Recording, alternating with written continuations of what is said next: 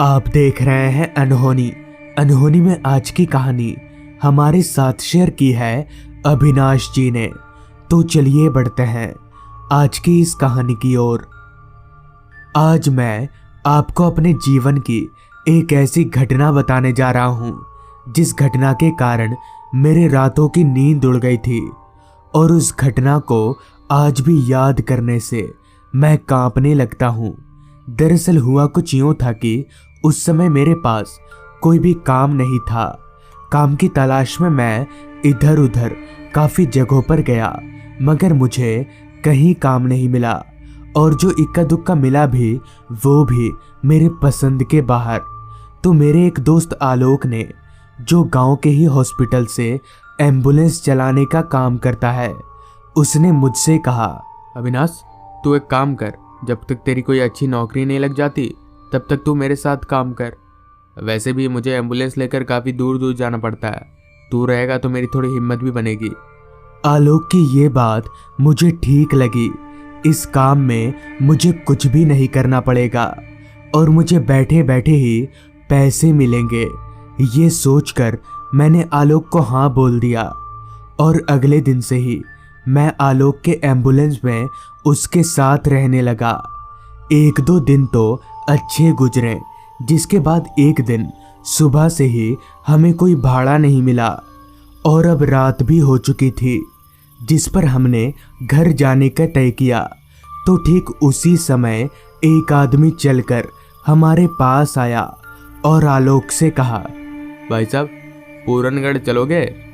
इस पर हमने जब वक्त देखा तो वक्त हो रहा था रात के 9 बजे का, जिस पर आलोक ने कहा, इतनी रात को कोई इमरजेंसी कैसे किया भाई साहब? इस पर उस आदमी ने जवाब दिया, हाँ, वो मेरे मामा जी की डेथ हो गई है और उन्हीं की डेथ बॉडी लेकर पूरनगढ़ जाना होगा। अमूमन रात के वक्त हम डेथ बॉडी लेकर काफ़ी कम ही जाते हैं, मगर आज सुबह से ही भाड़ा ना मिलने के कारण हम चलने को तैयार हो गए, जिसके बाद हमने मिलकर पीछे वाली सीट पर डेथ बॉडी लोड किया, और वो आदमी भी उस डेथ बॉडी के बगल में बैठ गया, और हम गाड़ी स्टार्ट करके आगे बढ़ने लगे। हमारे गांव से पूरनगढ़ गांव काफ़ी दूर था, तो हमें वहां पहुंचने में 4 घंटे का वक्त लगने वाला था। गाड़ी चलते वक्त बार बार हम पीछे उस डेथ बॉडी के पास बैठे उस आदमी के रोने की आवाज़ सुन पा रहे थे, जिस पर हमने उसे हिम्मत देते हुए काफ़ी समझाया।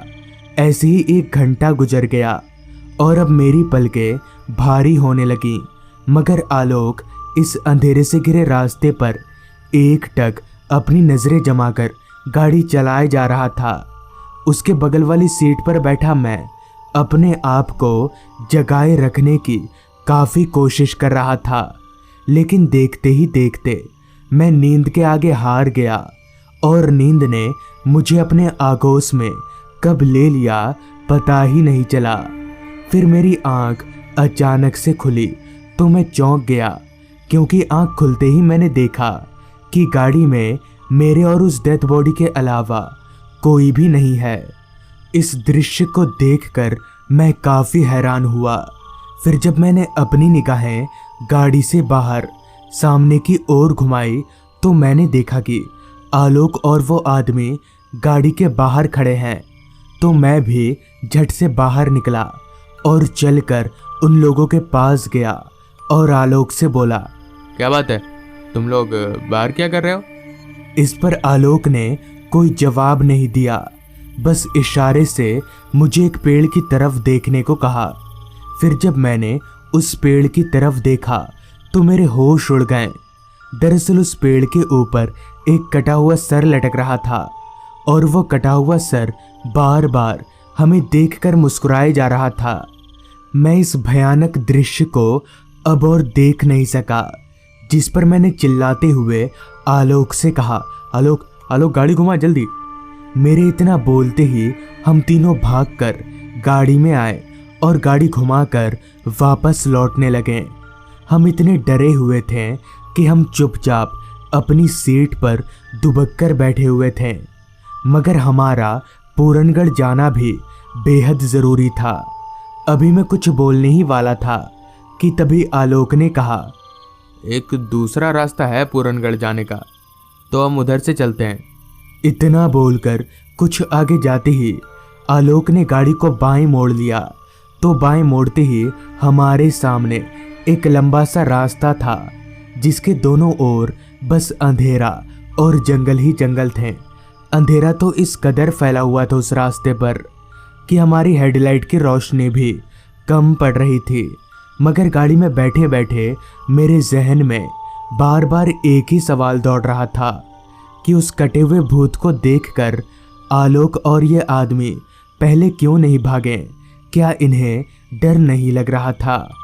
तो बातों ही बातों में मैंने ये सवाल आलोक से पूछा तो उसने इसका जवाब देते हुए कहा, अरे ये भाई साहब जो पीछे बैठे हैं ना, उन्होंने ही मुझसे कहा गाड़ी से बाहर निकलने को।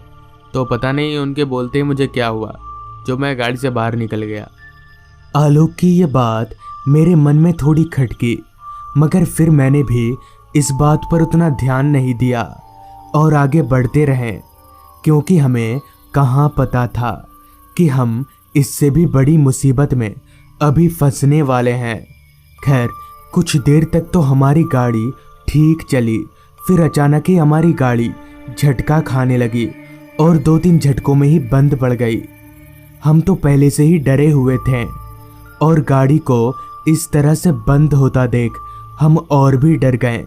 आलोक ने कई बार गाड़ी स्टार्ट करने की भी कोशिश की, लेकिन गाड़ी स्टार्ट नहीं हुई।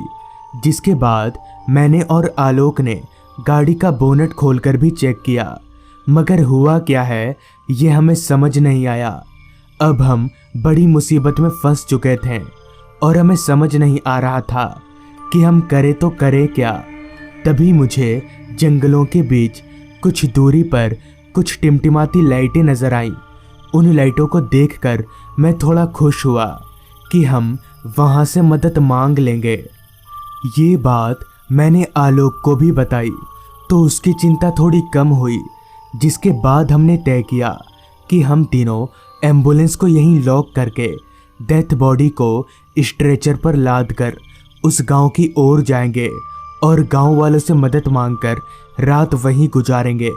सारा कुछ तय करने के बाद हमने डेथ बॉडी को स्ट्रेचर पर लादा और एम्बुलेंस लॉक करके उस गांव की तरफ चलता बना। जंगल का रास्ता होने के कारण रास्ता पूरी तरह से सन्नाटे में डूबा हुआ था। बस हमें बीच बीच में रात कीड़ों की आवाज़ें ही आ रही थी। चलते चलते हम उस गांव के करीब पहुँचे तो उस गांव का माहौल रात के वक्त भी दिन की तरह था।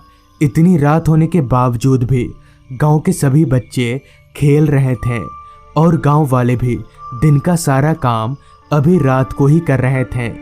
तो ये बात मुझे काफ़ी हैरान करने वाली लगी। फिर भी मैंने उस गांव के एक आदमी से कहा, चाचा, हमारी एम्बुलेंस गाड़ी खराब हो गई है। हम डेथ बॉडी लेकर पूरनगढ़ गांव जा रहे थे, तो आप क्या हमें रात भर इस गांव में रुकने देंगे?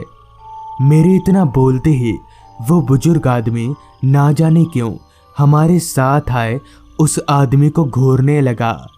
कुछ देर तक जवाब ना पाकर मैंने दोबारा पूछा, मगर फिर भी वो बुजुर्ग आदमी कुछ ना बोलकर बस डेथ बॉडी के साथ आए उस आदमी को घूरे जा रहा था।